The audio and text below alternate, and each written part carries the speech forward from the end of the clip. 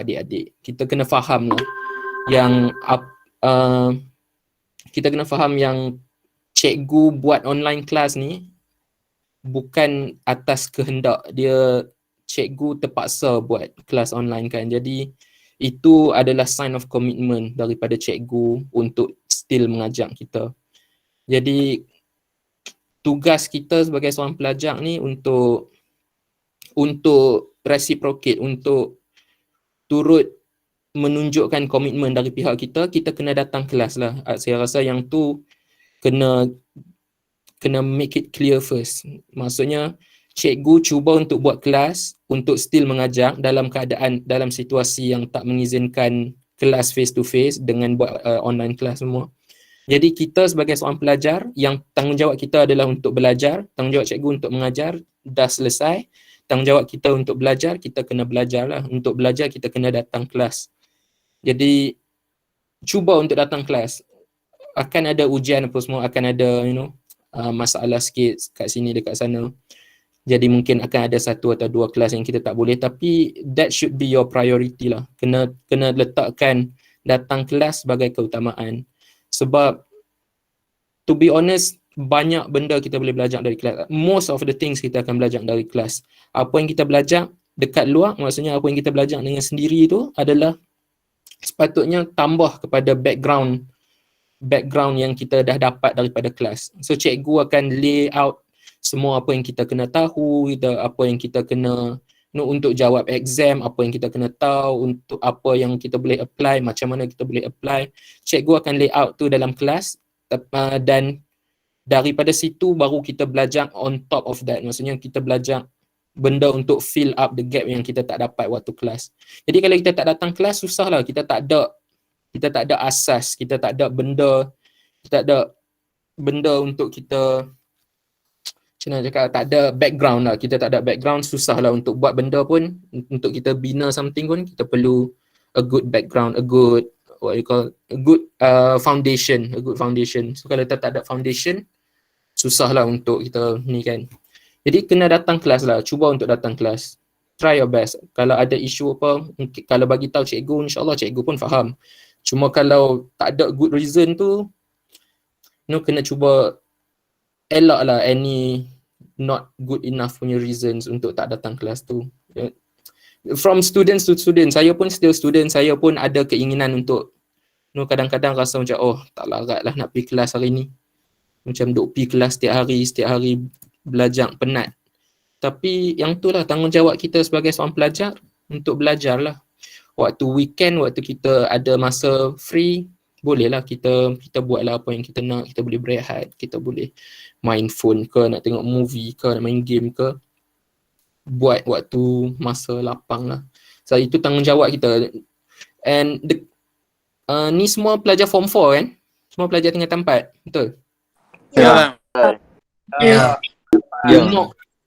Umur form 4 ni kita dah kena belajar konsep tanggungjawab lah. Maksudnya kita, apa yang kita dipertanggungjawabkan, kita kena ambil lah tanggungjawab tu supaya in the future orang akan boleh bagi lagi lebih tanggungjawab.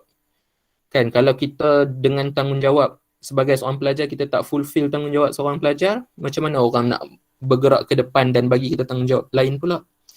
So kena fulfill lah tanggungjawab yang orang bagi tu, cikgu bagi, yang mak bapak kita bagi.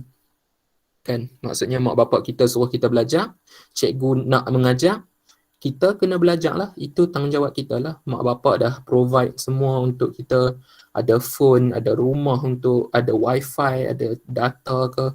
Cikgu pun dah prepare bahan buat kelas apa semua. So tanggungjawab kita untuk buka telefon tu, join kelas dan jangan join sajalah, kena join dan cuba seraplah ilmu sebanyak mana yang mungkin. Walaupun saya pun faham sebab saya pun go through online learning juga dekat sini, walaupun saya still pergi hospital untuk belajar, tapi kebanyakan lecture still online. Dia tak samalah macam face to face, tapi that's the best we can do kan. Sekarang COVID, kita tak boleh nak ni lagi.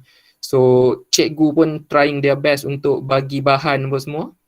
Kita kena tunjuk tunjuk penghargaan pada cikgu tu satu, tapi tanggungjawab kita tu lagi satu. Penting untuk kita faham bahawa untuk datang kelas adalah tanggungjawab. Dan dekat usia ni kita dah kena faham konsep tanggungjawab tu macam mana. Maksudnya kalau orang bagi kita tanggungjawab, kita kena fulfill tanggungjawab tu lah. Kita tak boleh nak it's bukan benda kecil lah, tanggungjawab ni benda besar. Sebab makin kita besar, makin banyak tanggungjawab yang akan diberi pada kita. Sekarang mungkin tanggungjawab kita, the only tanggungjawab kita adalah untuk belajar. Nanti mungkin sambil belajar, kita kena cari duit. So ada 2 tanggungjawab. Makin besar nanti teringin nak kahwin, tanggungjawab kita pada isteri pula. So makin bertambah tanggungjawab. So kalau kita faham dari awal konsep tanggungjawab dan betapa kita kena commit yourself to the responsibility, lagi bagus lah. Lagi awal kita faham kata kena fulfill tanggungjawab tu, lagi bagus. So kena ingatlah tanggungjawab kita untuk datang ke kelas, cuba untuk penuhilah tanggungjawab tu. Tapi selain daripada nak tekankan semata-mata kepentingan tanggungjawab kita untuk datang kelas tu, saya faham lah maksudnya untuk kita belajar the same amount dengan online, tak boleh lah nak samakan kan dengan face to face. Betul tak? Setuju tak? Ke ada orang yang rasa belajar online lagi bagus daripada belajar face to face? Ke setuju yang face to face better? Face to face. Face to face. Face to face. Betul. Faham. Sebab saya pun online learning juga. Saya pun kena buka laptop, duduk dekat laptop depan laptop 3-4 jam. Tak best lah macam kita duduk kelas, ada kawan dekat sebelah kan.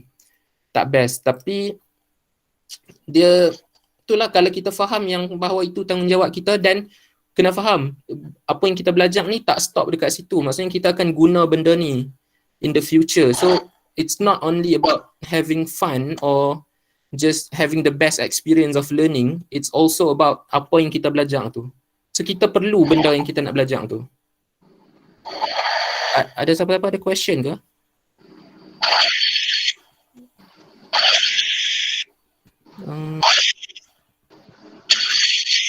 Ada punya apa tu? Okay, semua boleh dengar ke? Boleh. Alright, okay. So semua orang setuju yang face to face tu better, tapi sekarang since it's not yet an option, so kita kena cuba untuk optimizekan kan kita.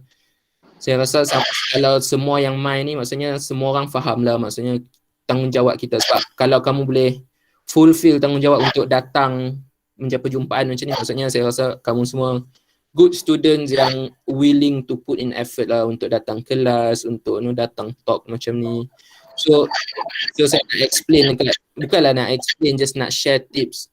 Dan kalau awak rasa macam ada any question, boleh tanyalah macam saya cakap.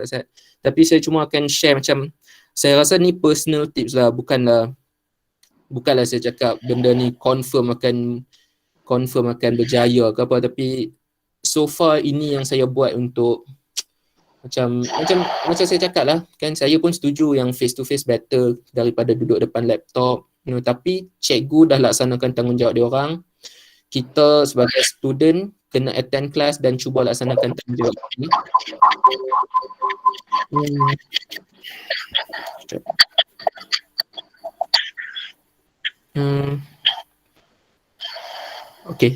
Okay ya, semua dengar Dengar. Okay. Alright. Okay, so saya rasa saya cuma akan share tips lah, just untuk make sure, just untuk tolong if we can try to optimize the experience lah. Maksudnya kita tak ada option lagi setakat ni. The only option kita ada adalah online learning. So a few tips untuk optimizekan that experience lah. Maksudnya apa yang kita boleh buat untuk make sure not only kita fulfill our responsibility untuk datang kelas, tapi kita juga dapat untuk your own good lah, right? Your learning now is actually for your own good. It's for your future self. Maksudnya kita belajar ni, your future self will thank you. So kalau awak belajar sungguh-sungguh sekarang, in 5 years you're in a medical school ke, you're in an engineering school ke, you're in whatever you're doing, you'll thank yourself. Awak akan cakap terima kasih dekat awak yang dulu, cakap okay, sebab saya belajar betul-betul dulu, I'm where I am now.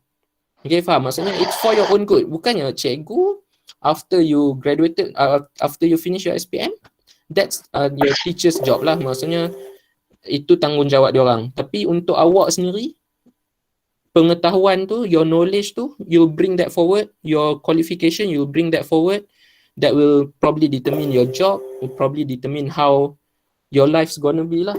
So, untuk make sure tu, bukan setakat awak kena fulfill your responsibility attending class, you also need to make sure you getting something lah out of the classes. Whatever you're attending tu, maksudnya kena make sure kita datang kelas, duduk depan laptop, duduk depan phone, bukan duduk sajalah, maksudnya kena dapat belajar something. So, saya rasa saya cuma akan share tips macam mana untuk try dapat sebanyak mungkin lah daripada online learning, walaupun kita mungkin takkan dapat sebanyak face to face kan, macam kita pun dah setuju tadi. So, semua okey kah kalau saya share tips? Boleh. Okay. Boleh.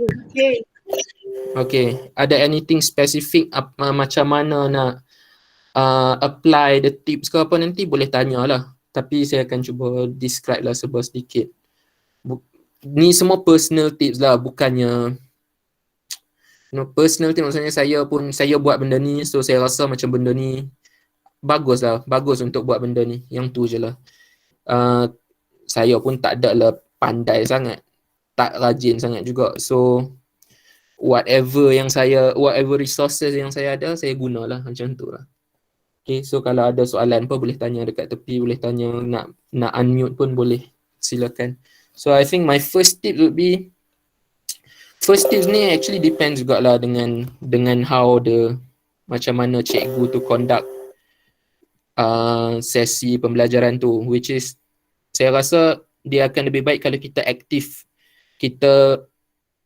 actively participate dalam pengajaran dan pembelajaran tu. Maksudnya kalau macam cikgu probably akan buka kelas and ajak for 1 hour kata.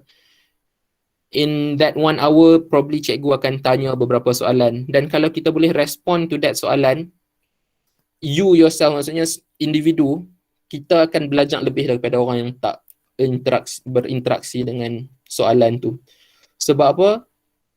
Kalau kita actively participate, kita sharpen kita punya fokus. Maksudnya kita instead of just dengar je, kalau kita tanya soalan ataupun kalau kita jawab soalan, kita punya fokus akan tahan lagi lama lah. Maksudnya kita, orang biasa macam saya pun dengar 40 minit, kalau duduk dengar saja pening kepala jugalah, tak cakap apa, duduk dengar, try to digest information je. Kalau for the whole 1 hour, siapa pun penat, betul tak?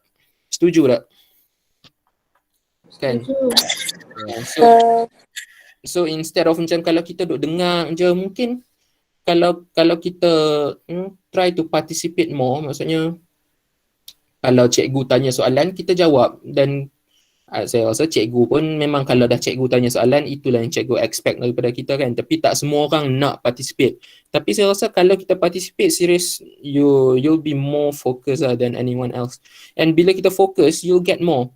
And when you get more daripada kelas, when you attend class and you get more out of the class from everyone else, you don't have to study as much lah outside of class. Faham tak? Maksudnya dah habis kelas, penat, kalau orang lain still tak faham sebab tak participate, then they'll need to study lagi. Tapi kalau kita dah tanya soalan waktu cikgu mengajar, waktu kelas tu kita betul-betul make sure kita faham, kita participate well dalam kelas, then you don't have to study at least for that topic dah lah. Kan? So maksudnya waktu belajar, kita belajar betul-betul lah, actively participate lah, active participate. And so, tapi untuk kita participate dalam proses tu, dalam kelas tu, kita kena ada background knowledge lah. Kalau kita tak tahu apa, kita masuk tak tahu tajuk apa pun, tak tahu kelas tu, kita tak tahu cikgu nak mengajar apa, kita tak tahu spesifik topik yang cikgu akan sentuh, susah sikit lah. Sebab takkan kita, unless kita dah tahu benda tu, maksudnya kita dah somehow belajar dekat mana, kata nampak video YouTube ke apa ke, on that topic, kita tak boleh nak participate macam ni, kita nak participate kan kalau kita tak tahu. So kita kena prepare lah, maksudnya before class. The second tip would be prepare before class.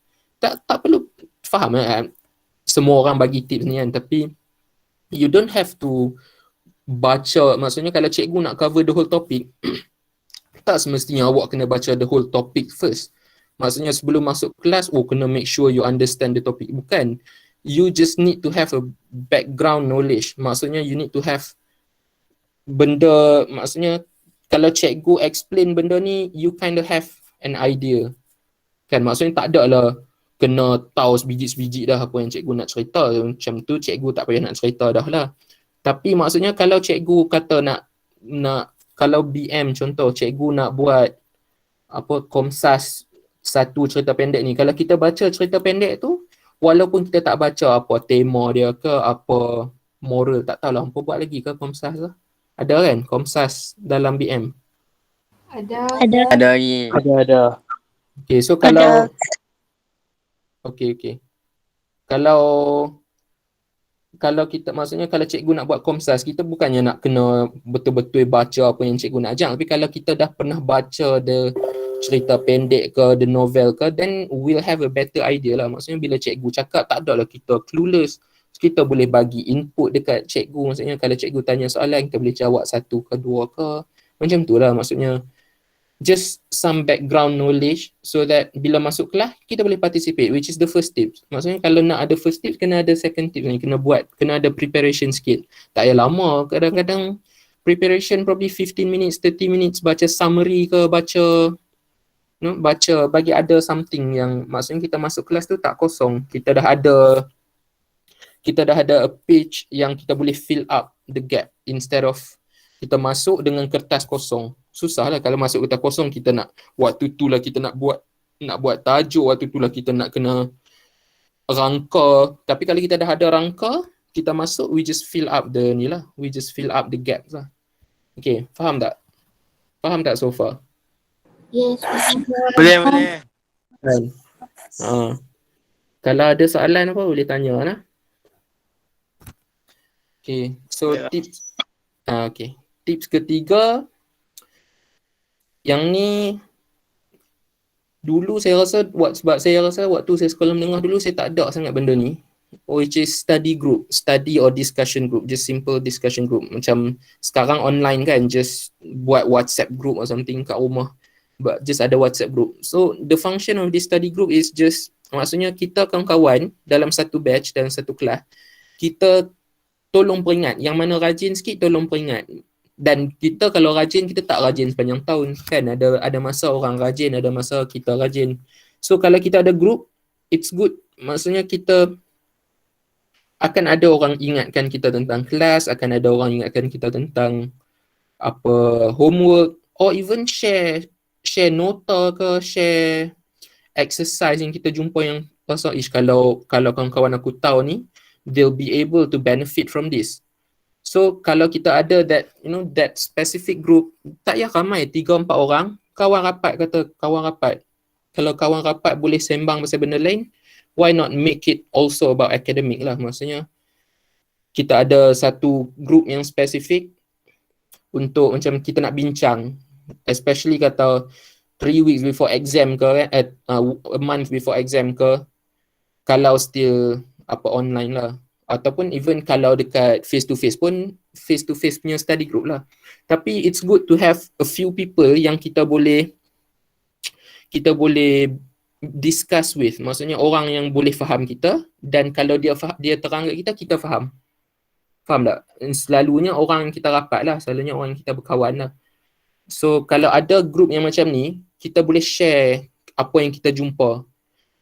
Maksudnya kalau kita jumpa notes, kata duk scroll Twitter, tiba-tiba terjumpa, ni note SPM biology lah. Maksudnya probably sesiapa yang ambil biology boleh benefit from this. So you share with your friends.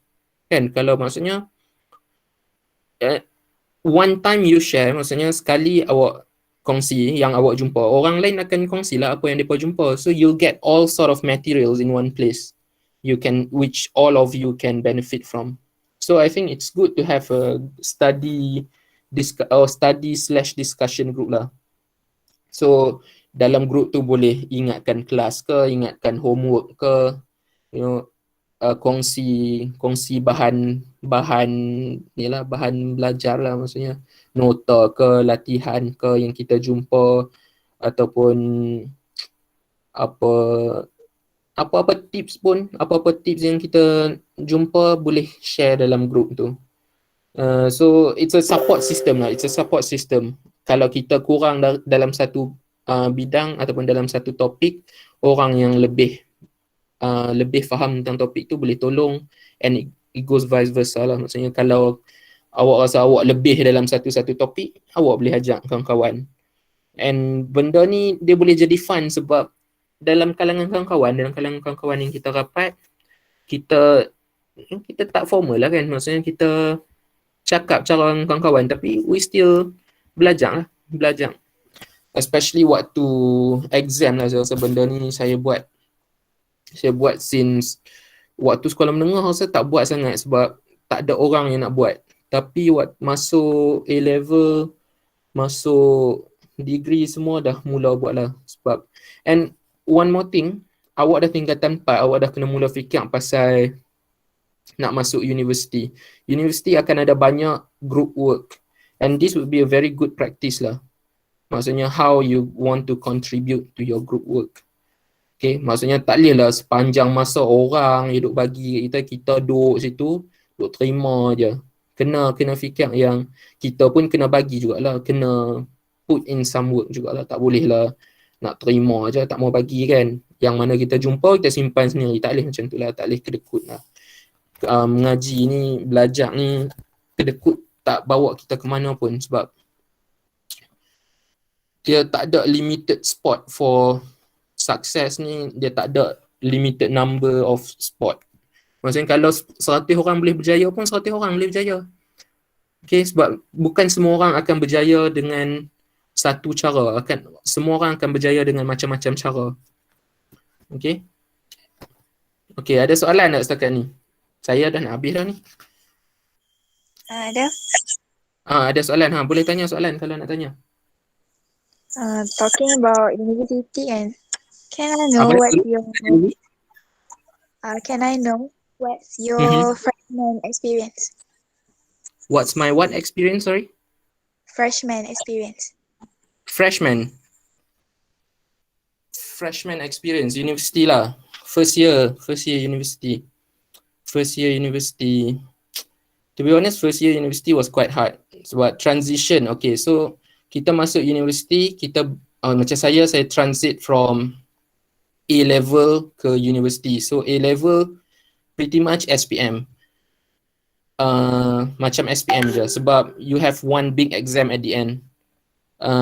So macam you study for the whole form 5 and then you have one big exam at the end, and that's about it lah. So tak banyak sangat difference, cuma macam saya cakap asal more group work because your class would be smaller.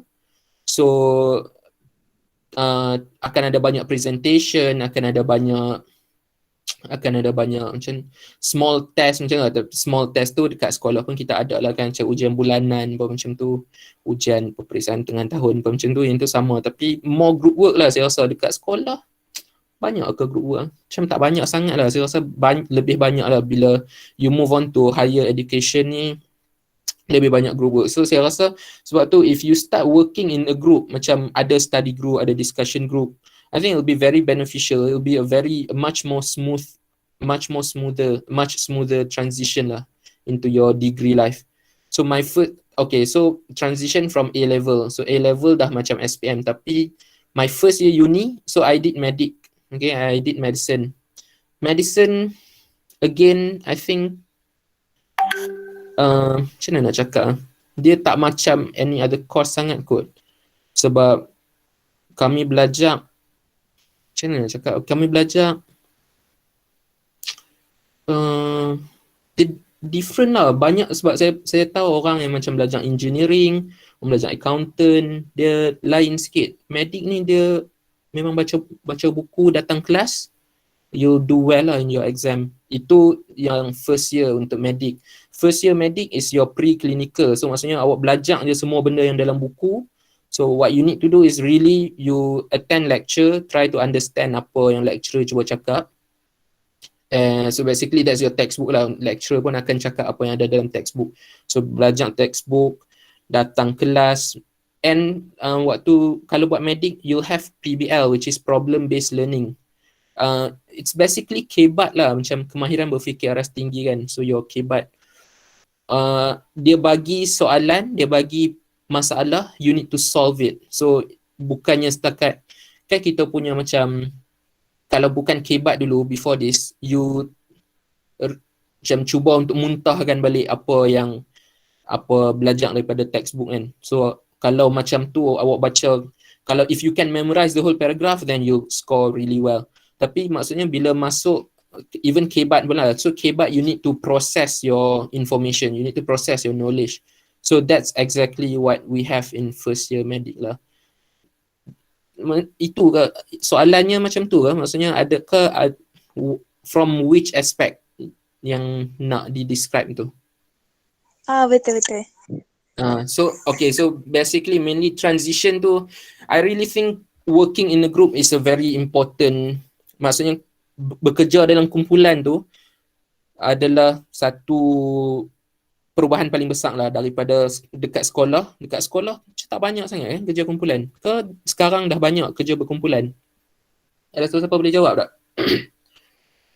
Banyak tak kerja berkumpulan? Just a personal opinion. Rasa macam banyak tak bekerja dalam kumpulan? Banyak juga. Oh, banyak lah. Boleh lah. Okay. Okay, kalau macam tu bagus lah. Maksudnya saya rasa dulu saya tak banyak sangat lah kerja kumpulan. Tapi maksudnya kalau dah mula daripada sekolah menengah dah banyak bekerja dalam kumpulan, that would be a good experience untuk degree lah. Because you're form 4 now, it's not going to be long before you going to ni kan, matric ke, nak buat diploma ke, nak buat ijazah ke, dah tak lama lah, like 1 or 2 years lagi kan. So need to start thinking about that. So it's good kalau dah mula bekerja dalam kumpulan, because that's really important. Tapi secara belajarnya sama je, you still need to attend class, you still need to baca buku sikit. So tak banyak sangat difference. So don't worry lah, tak ada lah. Cuma tu lah, you're more independent lah. Jadualnya you just go to classes, but then after that it's on your, like you're on your own lah. So kena ada inisiatif sendiri. Sebab tu, so saya cakap balik tentang responsibility. Kalau awak faham yang it's you're doing your responsibility, you're committing to your responsibility as a student untuk belajar, awak pergilah dekat mana pun, you'll do well.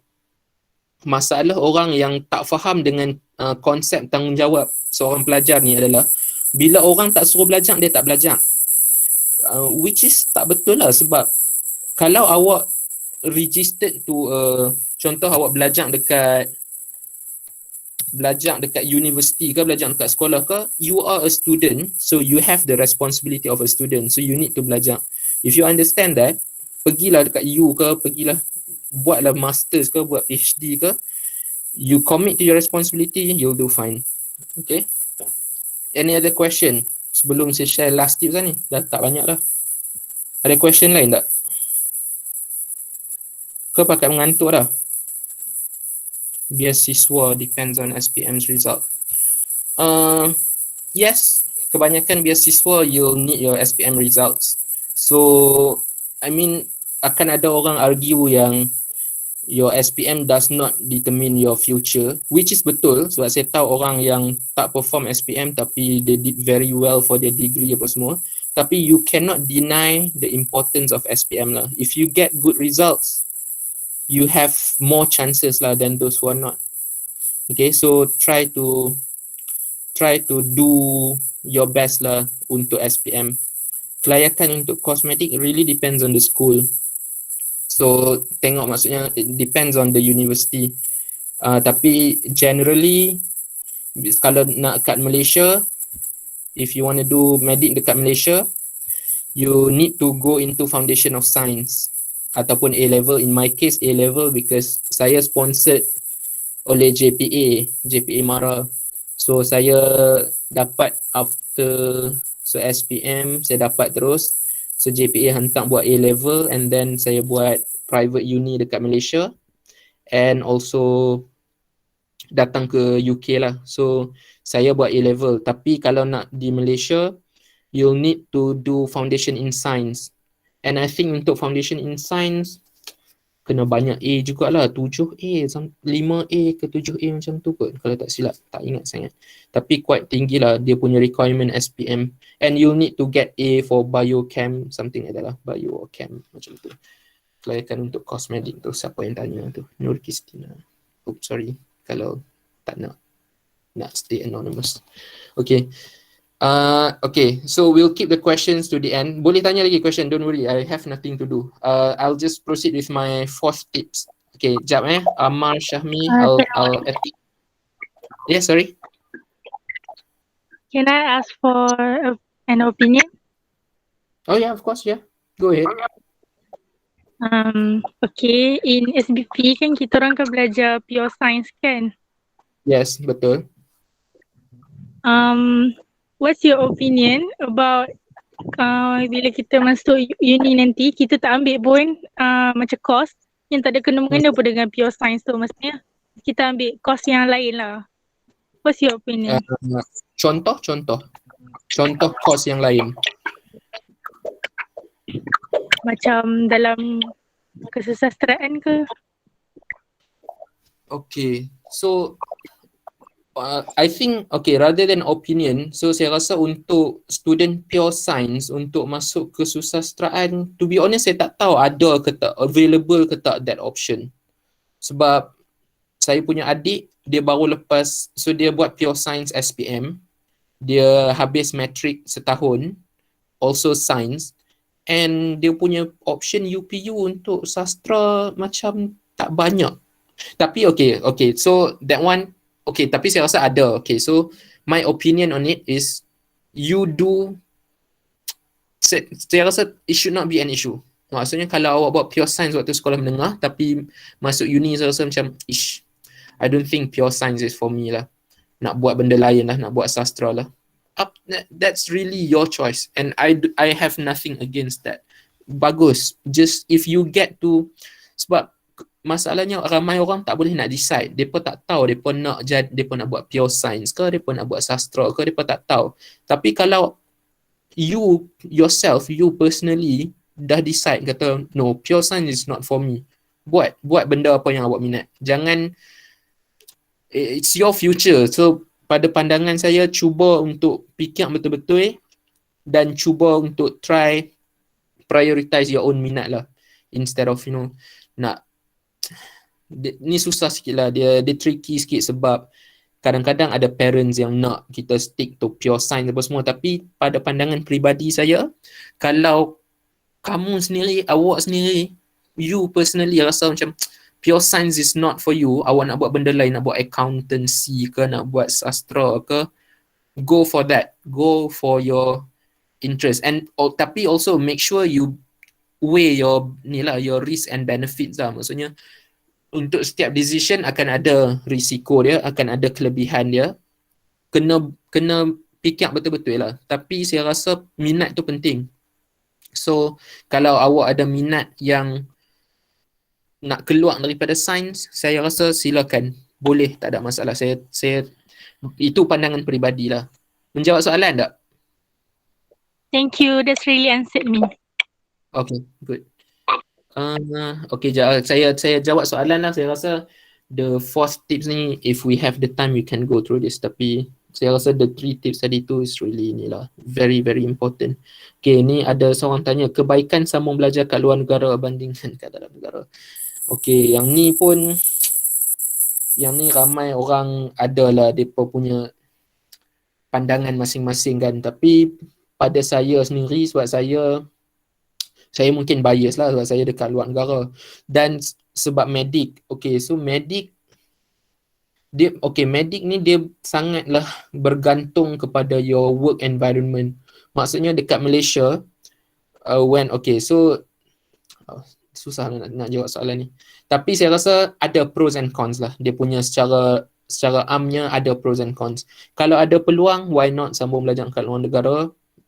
You open your eyes to, you know, banyak benda lah. You start seeing things from different perspective, and I think that's really good in terms of even personal development, you know, in terms of just, you know, experience, in terms of semua benda macam tu lah.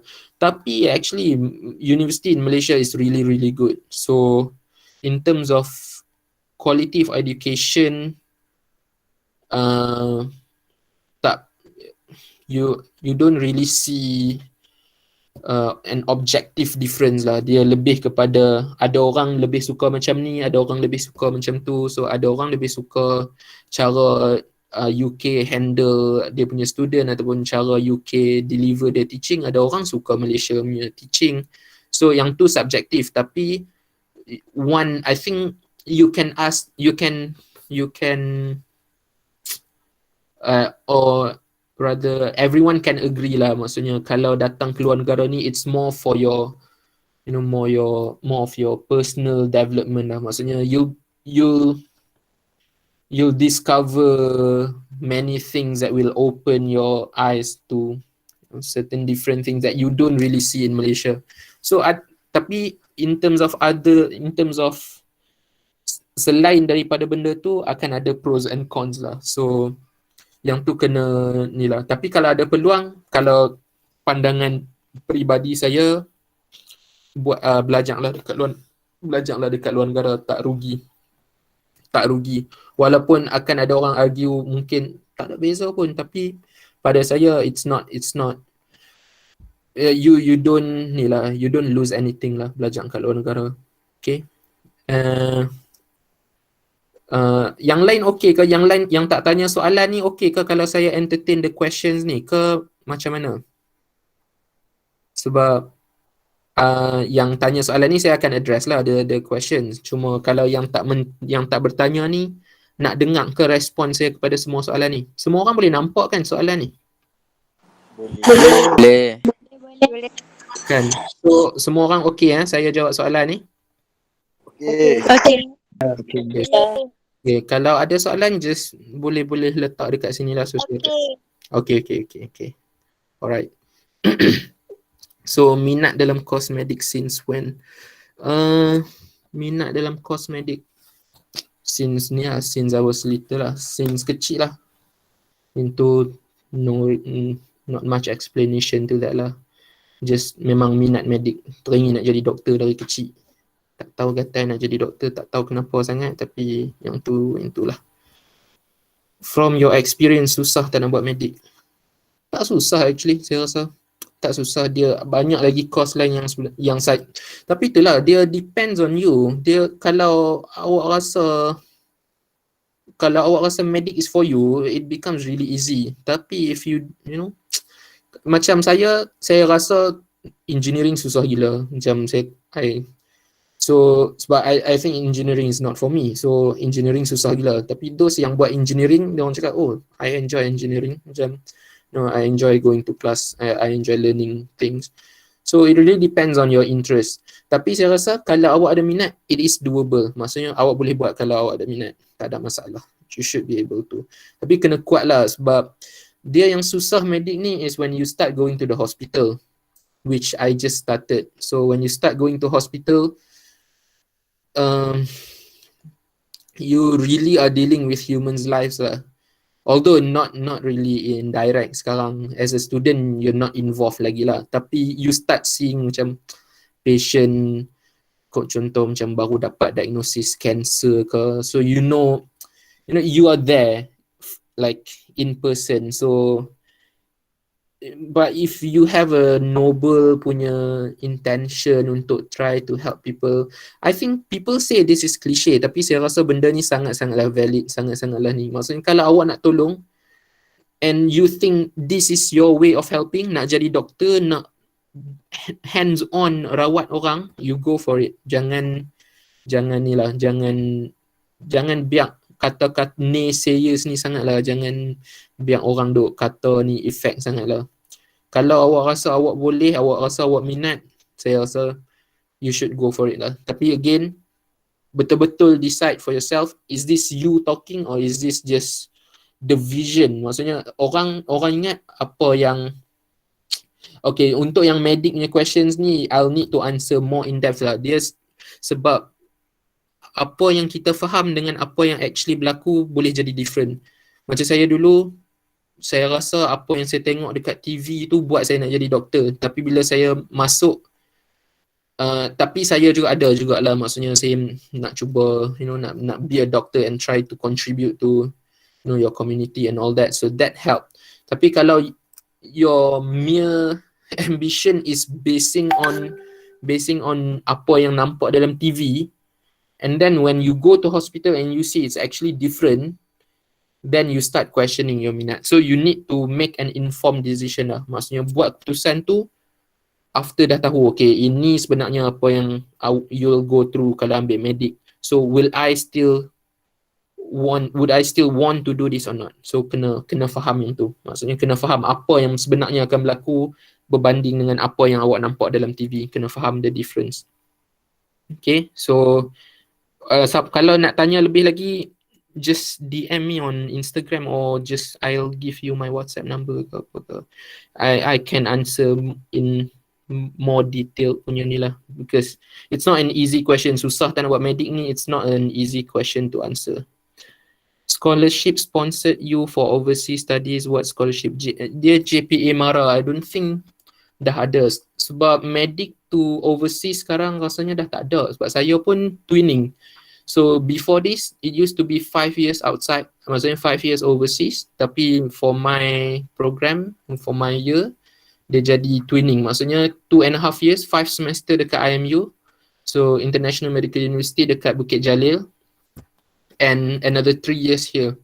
So it's twinning under JPA MARA.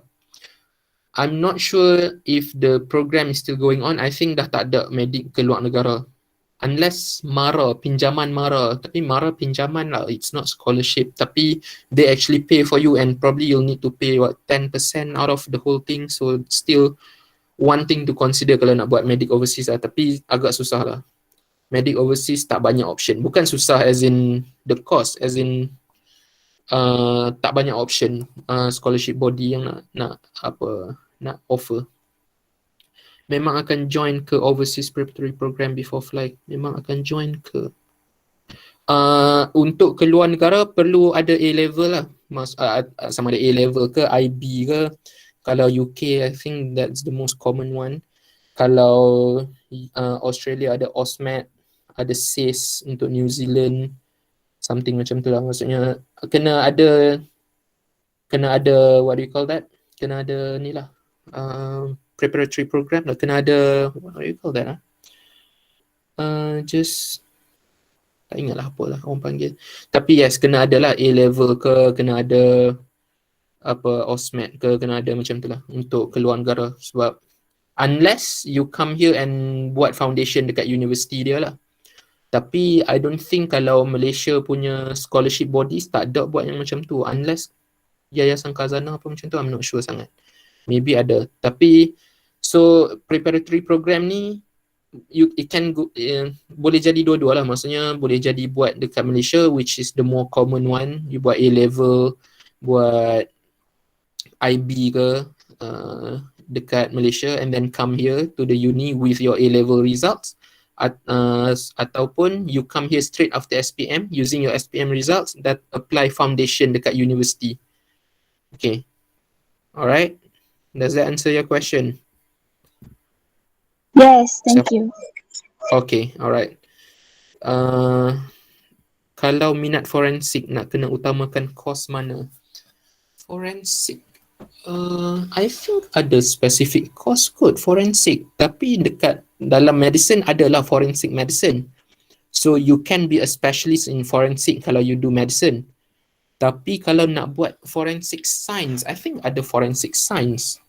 I'm not too sure. Tapi kalau nak masuk medik, boleh buat forensic. Ada forensic medicine.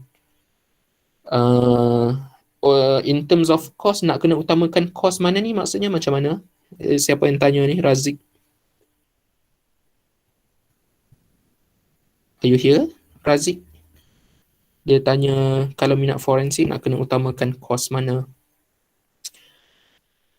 Boleh dengar tak saya cakap ni? Ke tak dengar ni? Boleh, boleh. Boleh. Boleh, Oh, boleh. boleh, okay. Razik jelas tak tahu duduk mana. Tapi kalau dia tak ada kat sini, just someone tell him lah, forensic I think ada dalam medicine, so it's a part of specialties in medicine. Tapi I'm not sure if there's a specific course. Actually, let me just look. Ada soalan lain lagi tak dekat chat tu? Dah habis dah. Kalau tak ada, then pakai mengantuk. Sorry? From my point of view lah kan, Yeah. saya keluar masuk ward and I memang selalulah nampak medic student always come to the patient and ask about our diagnosis and so on. Betul. And kalau dekat overseas, Yes. kan sekarang kan COVID, does that still happen there or? That's actually a very good question. Okay, that's actually a very good question. So, yes, so sebagai medic students, you go to the patient, you try to talk to them. So that's what we call history taking.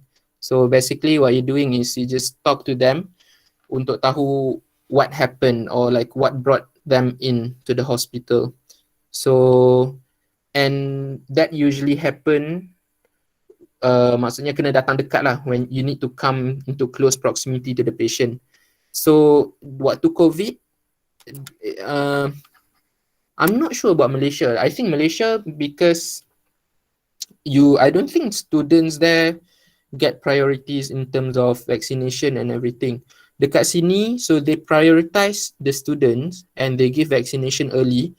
So so you get vaccination early. So that's good lah. Maksudnya when you're vaccinated, you're more free lah in terms of nak pergi tanya, nak datang dekat dengan patient apa semua. So people generally allow you to do that. Maksudnya benda tu still going on. Tapi even before we get vaccinated, which I think probably the same thing happen in Malaysia, is we need to put on PPE lah. Maksudnya pakai glove, pakai mask, pakai face shield and pakai apron, so just to cover your scrub, and we wear scrubs. Maksudnya kita tak pakai pakaian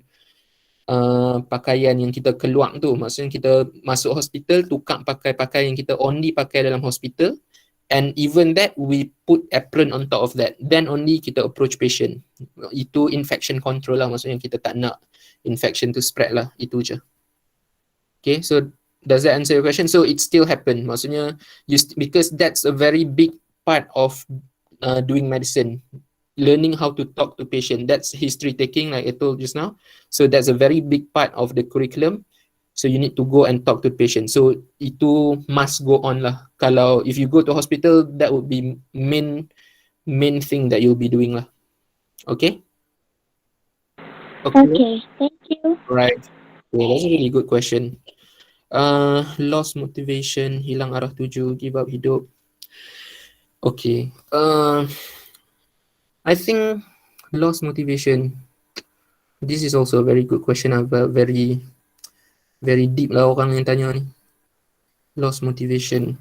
Pernah, of course. I think, okay, so especially if you are being burdened with a lot of expectation, okay, so you tend to macam penat lah. Macam I think semua orang pernah lalui lah, semua orang macam, ataupun unless orang yang betul-betul rajin, yang memang kerja dia nak belajar je, mungkin dia tak pernah lah, which is good for them. But for most people, I've encountered countless times lah orang yang lost motivation. Tapi itulah, okay, so it's good to have your something to fall onto. Maksudnya macam sometimes some people dia cakap, I'm a Muslim, I believe, like I have faith in Allah, so that's their way of coping. Maksudnya I need to be strong, I need to overcome this is okay. So whatever you do is, you must remember all of this is temporary. Okay, so your life is already temporary, but all the incidents, all your feelings are also temporary. Benda tu akan pass, benda tu akan berlalu. Okay, you're not going to be there forever. So what you need to do is you convince yourself this is temporary. Okay, just stay strong to go through this, and then you'll get back your strength.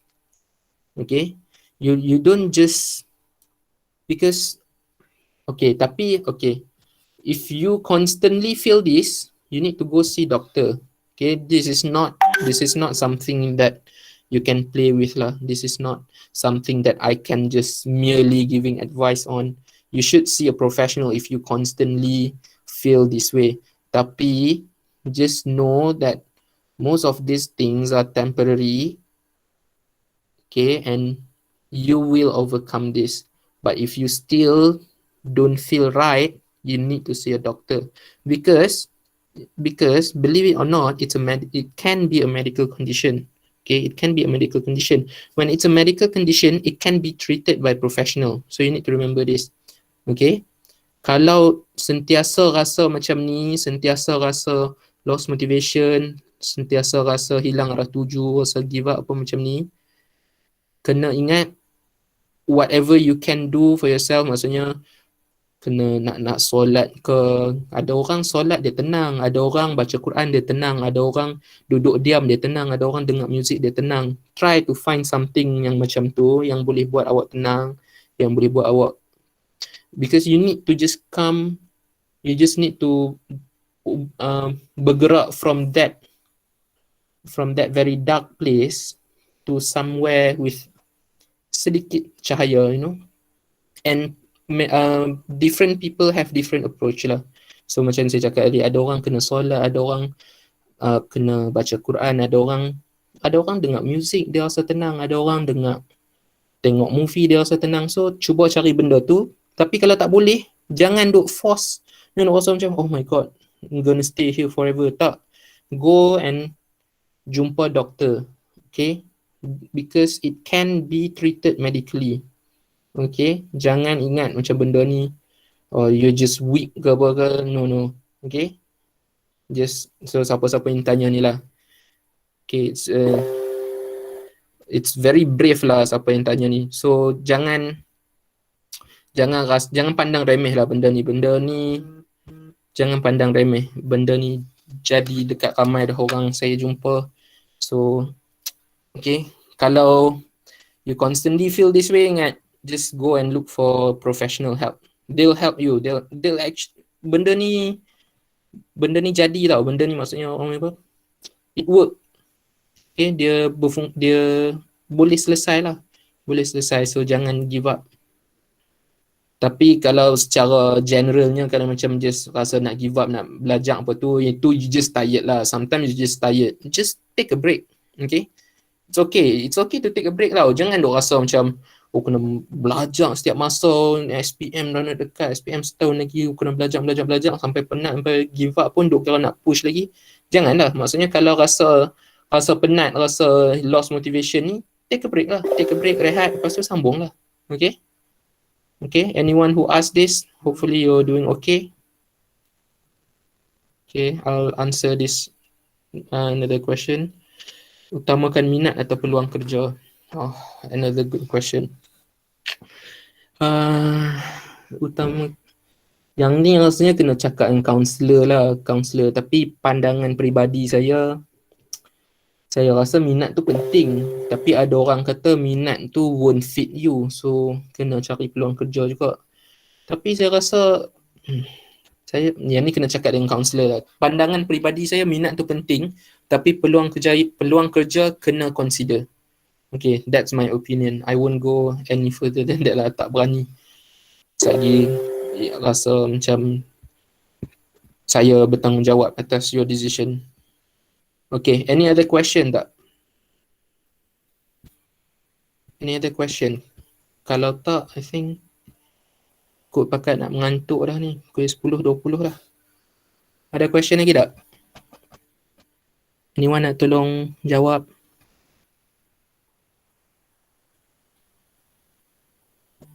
Boleh dengar tak? Boleh dengar kan? Boleh. Boleh. Ada orang Boleh. ada orang kat tangan. Dia tak tahu dia nak buat apa. Ada orang kat tangan. So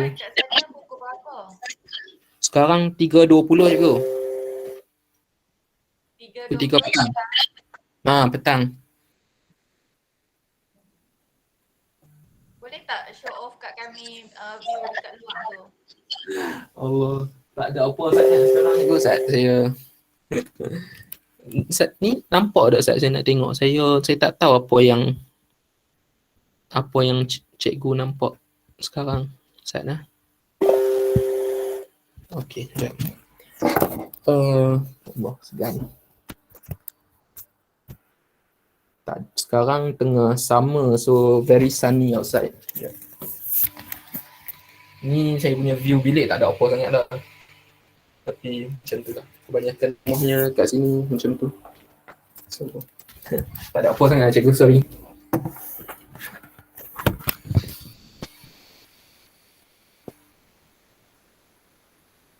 Okey tak? Ada apa-apa soalan lagi tak yang saya boleh jawab? Saya pun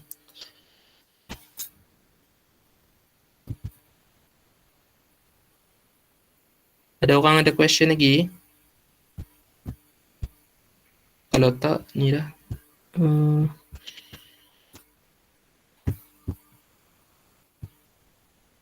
Semua boleh dengar ke? Ke saya termute ke apa ni? Boleh. Oh, okey, boleh. Okay. Ada soalan ni? Tak ada. Dah, nampakkan Pilena dah. 10 dah.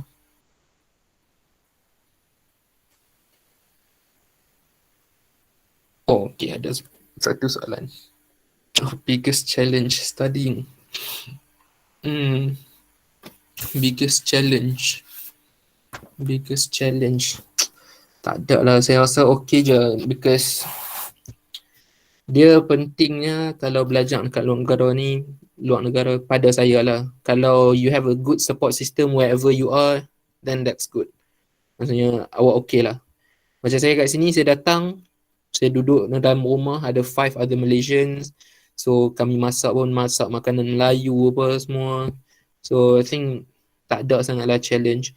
Just studying wise lah. Okay, I think one real challenge, especially kalau siapa-siapa yang nak buat medicine, is you need to have a very good proficiency in English. Sebab you need to talk to patient and they don't talk like whatever you hear in TV. So saya dekat Northern Ireland, they have a very specific accent, and if you don't get the accent, you won't be able to answer their question. You won't be able to ask them questions, and you won't be able to understand their answers. So it's almost impossible lah if you don't have good command in English. Okay, medic kena A physics, I don't think so. Cuma kena ada a few ni lah. Ini maksudnya A physics as in SPM tak, dia tak ada dia ada macam 3 A's for science subject, something macam tu, tapi nothing specific saya rasa. Nothing specific as in like kena A physics or anything like that, rasa tak ada. Malaysian student face racism. Ada, tapi di UK tak teruk sangat lah. Di UK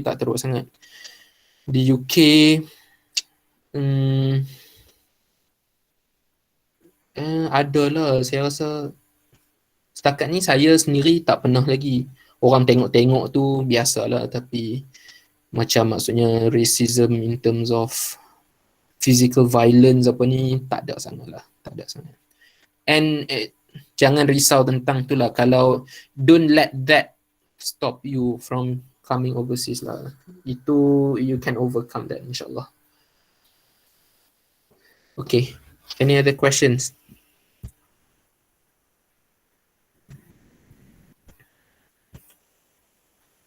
Ada questions tak? Kalau tak ada, boleh dah. Pakai nak Lena ke? Okay, good. Cikgu, boleh ni ke? Ke ada apa-apa lagi yang nak ni? Ada siapa-siapa yang ada one final questions ke?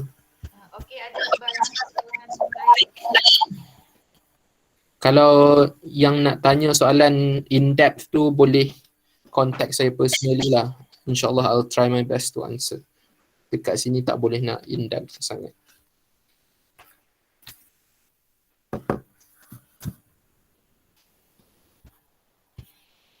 Okay, ada soalan lain lagi tak?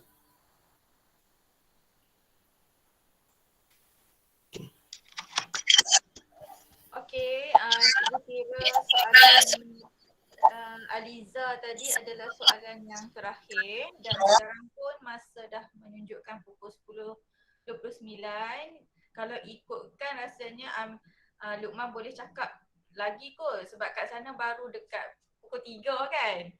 Okey, sekarang kat sini dah nak dah lewat malam, jadi cikgu harap apa yang disampaikan, apa yang dikongsikan oleh saudara Luqman dapat menyuntik semangat awak untuk terus belajar, terutamanya pada waktu sekarang lah. Okey, jangan mudah putus asa. Okey, untuk soalan Zulaika Alia, kalau nak pilih bidang tu kena utamakan minat atau peluang kerja.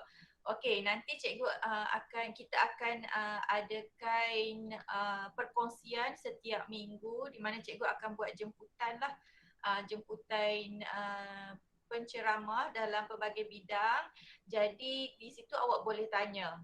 Okey. Sebenarnya dua-dua ni adalah perkara utama. Minat pun kena, peluang kerjaya pun kita kena lihat juga. Okey. Itu sahaja untuk malam ini. Terima kasih diucapkan kepada saudara Muhammad Amir LUQMAN di atas perkongsian tersebut, dan cikgu juga nak sampaikan ucapan terima kasih daripada penyelaras tingkatan 4 Puan Nur Syafizah yang beliau ucapkan terima kasih kepada Luqman kerana sudi meluangkan masa dengan AL-FAROUQ Generation. Okay, terima kasih dan kita jumpa lagi insya-Allah pada minggu hadapan anak-anak AL-FAROUQ Generation. Okey, itu sahaja. Terima kasih. Selamat malam. Terima kasih Luqman.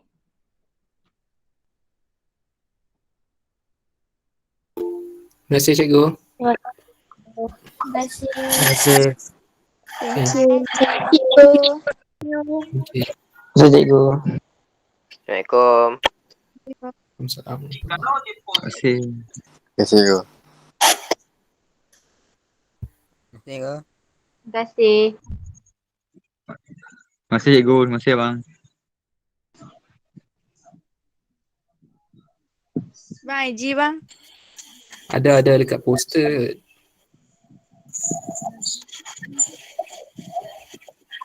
Boleh follow saudara Luqman pada poster. Cikgu dah post dalam grup hari tu, ada IG dan juga Facebook. Okay? Boleh tanya soalan dekat situ. Ya. Boleh kongsi nombor phone ke Luqman? Boleh. Cikgu kongsi nombor phone yang saya ni tu lah. Yang kontak yang saya ke saya. Saya kongsi buat tu ke? Ya, boleh. Okey, nanti cikgu akan masukkan dalam Telegram group mereka, okey? Boleh dalam masa tu. Okey, terima kasih. Terima kasih bang. Sama-sama.